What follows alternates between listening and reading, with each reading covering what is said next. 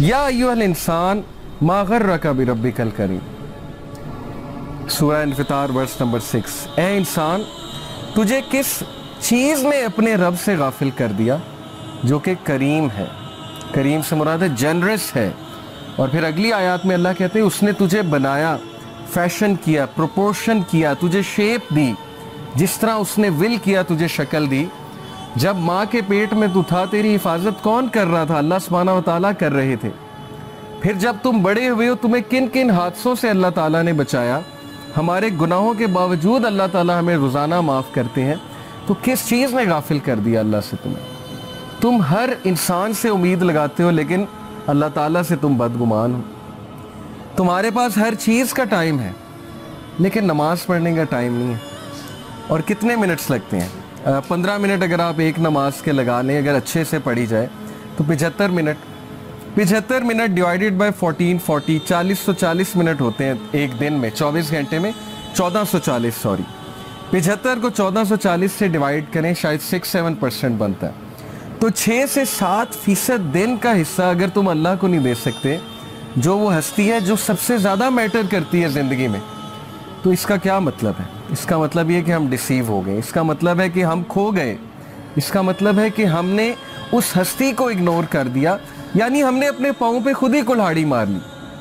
और वो हस्ती बार बार हमें बुलाती है। 5 times a day अल्लाह सुब्हानहू व तआला कॉल्स अस, हमारे फ़ायदे के लिए। ये नहीं कि तुम्हारी इबादत से मुझे कोई फ़ायदा होगा। मेरे तो पता नहीं करोड़ों एंजल्स, अरबों खरबों एंजल्स अल्लाह ताला की हमद बयान कर रहे हैं।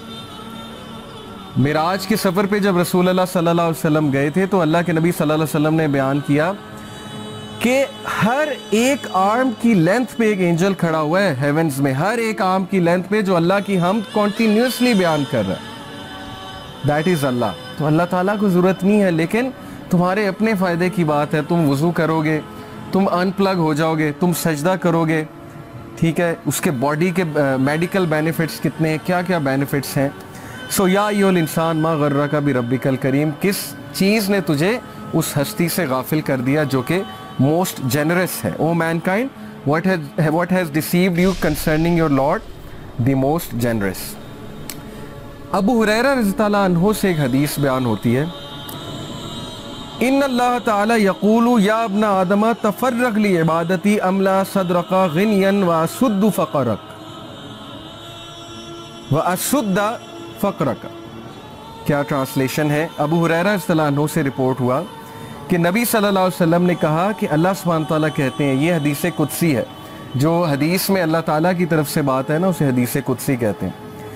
कहा कि ओ सन ऑफ एडम, ए आदम के बच्चे, busy yourself with my worship, अपने आप को फारिग कर ले मेरी इबादत के लिए।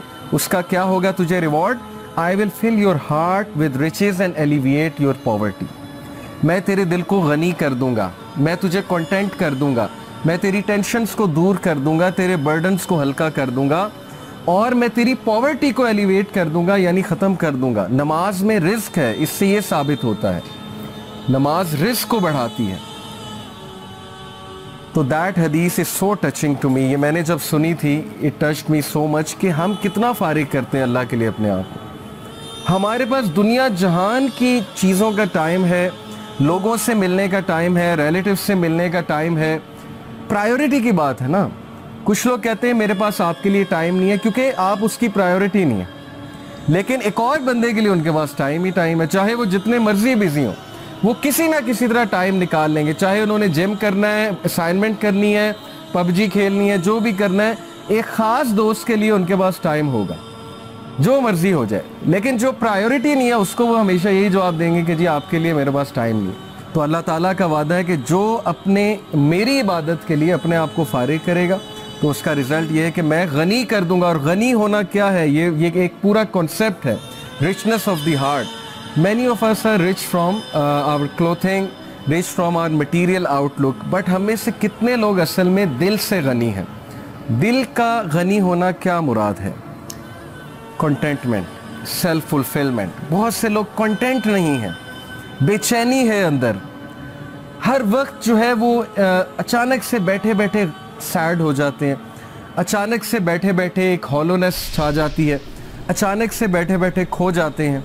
ओके, یہ ہے دل کا غریب ہونا. اور دل کی رچنس کیا ہے کہ کم پہ بھی خوش ہو جانا, کانٹینٹ ہو جانا, تقدیر پہ کانٹینٹ ہو جانا, اللہ کے فیصلوں پہ کانٹینٹ ہو جانا, اللہ تعالیٰ کی ڈسٹریبیوشن پہ کانٹینٹ ہو جانا. اور دل کی رچنس سے یہ بھی مراد ہے کہ اپنے دل میں کوئی کجی محسوس نہ کرنا, کوئی ریجیڈیٹی محسوس نہ کرنا اچھے کاموں کے لیے. اب جب اچھے کام ہمارے لیے مشکل بن گئے, نیکی ہمارے لیے پہاڑ جتنی بن گئی, اور برائی ہمارے لیے اتنی آسان بن گئی کہ ہم برائی کرنے کے لیے رات الارم لگا کے بھی اٹھ جائیں گے. I know this کہ ظاہر ہے کہ جب ایک برا کام کرنا ہوتا ہے تو اس کے لیے کچھ بھی ہو جاتا ہے.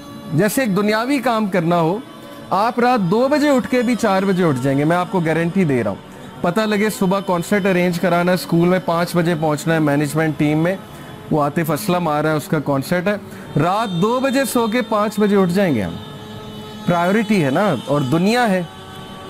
تو ظاہر ہے کہ جب نیکی مشکل ہو جائے, برائی آسان ہو جائے, تو پھر اس کا مطلب ہے کہ دل میں غربت ہے, دل غریب ہے, دل میں رچنس نہیں ہے, کنٹینٹمنٹ نہیں ہے. تو اگر آپ چاہتے ہیں آپ کا دل بڑا ہو, آپ کے دل میں رچنس ہو, تو فارغ کریں اپنے آپ کو, ٹائم نکالیں اللہ تعالیٰ کے لیے, اور پھر دیکھیں آپ کے مسئلے کیسے حل ہوتے ہیں. دین کی بات پھیلانا صدقہ جاریہ ہے. ثواب کی نیت سے ویڈیو کو شیئر ضرور کیجیے. جزاک اللہ.